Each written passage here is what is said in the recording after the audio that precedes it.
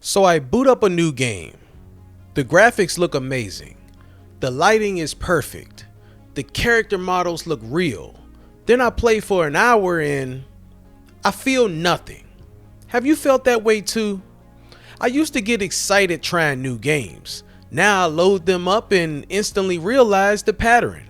Skill trees, crafting menus, open maps full of icons, daily challenges, battle passes, different skin, same game. I'm not saying games are bad now. They're polished, they look expensive, they run smooth.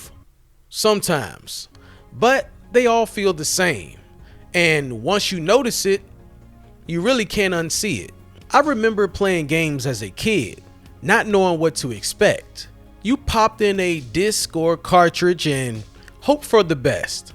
Sometimes the controls were weird, sometimes the mechanics made no sense, but that was part of the fun. I still remember loading up games like Kingdom Hearts, Jet Set Radio, or Shadow of the Colossus. Nothing prepared me for those experiences. They didn't care if I was comfortable. They wanted to surprise me. Now games are afraid to surprise you. Why? Because surprise is risky. Most big games today are built by committees, not by a single vision, not by a small team with a strange idea. They are built to offend no one and excite just enough people to justify the budget. So studios chase formulas that already worked. They borrow mechanics from last year's hit. They copy systems that analysts say increase engagement. That world alone should scare you. When did games stop being about fun and start being about engagement? I notice it when I start a new open world game. The map opens and it's already cluttered. Towers to unlock, side quests with icons, checklists pretending to be content. I don't feel like I'm exploring. I feel like I'm cleaning a digital room. Have you ever opened a map and felt tired before even moving? That didn't happen by accident.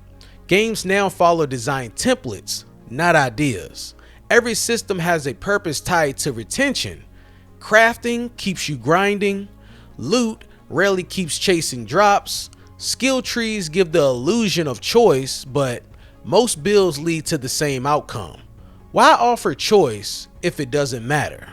Difficulty used to define games. Now it's adjustable like brightness. I'm not against accessibility.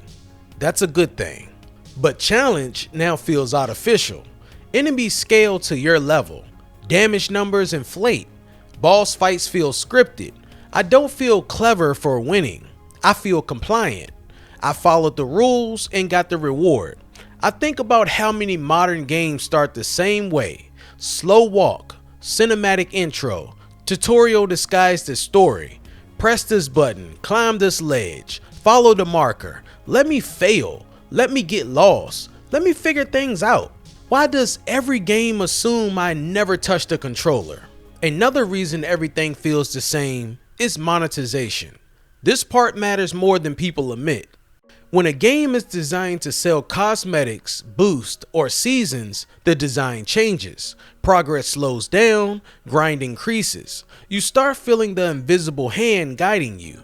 Just enough frustration to make the shop look tempting. Once you feel that manipulation, immersion dies. I've quit games I like just because of that feeling alone. Live service design also plays a role. Games aren't meant to end anymore. They're meant to loop. Same events, same rewards, same updates with a new coat of paint. You're not finishing a journey, you're maintaining a habit. And you know that's not magic, that's maintenance. Social media and streaming didn't help either. Because if you really look at things, games are now designed to be watched. Flashy moves, big numbers, shareable clips. Quiet games don't trend well. Slow games don't go viral. So subtle design gets pushed aside. But some of my favorite moments in gaming were the quiet ones. Another issue is fear. Studios fear backlash. They fear refunds. They fear reviews. So they sand down every edge. No strange mechanics, no confusing systems, no bold risks. The results feel safe, and safety feels bland. You know, I'd rather play a flawed game with personality than a perfect one with no soul. Wouldn't you? Even indie games feel it now. Roguelike progression, pixel art nostalgia, meta upgrades between runs. I love indie games, but even that space is in its comfort zone. When everything else copies everything else, originality becomes invisible. I've noticed something about the games I still enjoy. They usually break rules, they don't respect my time, they don't explain everything, they don't care if I quit, they trust me. That trust makes all the difference. Sometimes I go back and play older games, not because they're better technically, but because they feel different. Different control schemes, different pacing, different ideas of fun. They weren't chasing trends, they were inventing them. That's the gap we're feeling. Games today are optimized. Older games were experienced. Optimization removes friction. Expression embraces it. Friction creates identity. Without it, everything blends together. You feel me? I don't think gaming is doomed. I don't think creativity is dead, but it's buried under mechanics and market research. We're playing games designed to succeed, not to surprise.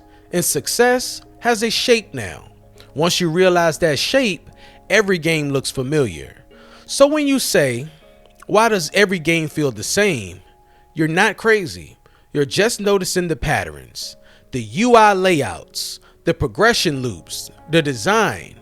You've leveled up as a player and now you want something more. Maybe the next games won't come from massive budgets. Maybe they'll come from people willing to fail publicly.